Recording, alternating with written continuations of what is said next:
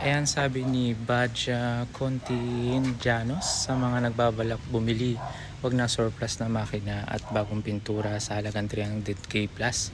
Good luck after 3 to 4 years.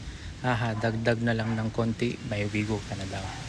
So yun, dati pangarap ko din ng Wigo o Vios, pero hindi kasi kaya ng Vios at ng Wigo yung ganito. Pwedeng ma-fold yung upuan.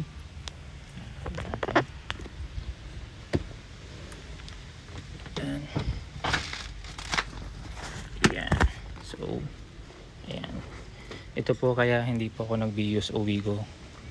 Dahil hindi po kaya ng Vios o Wigo ang ganitong kaluwag na storage. Ayan. So, ayan. Ayan. Pwede po tayong humiga dito. Ayan. Sobrang luwag pa. And height ko po 5'7". Ayan. O, diba? Minsan higaan ka na. Oh, ayan pa ako. Saka 3 to 4 years, halos lahat ng sasakyan nagme-maintenance at nasisira sa ganyang tagal.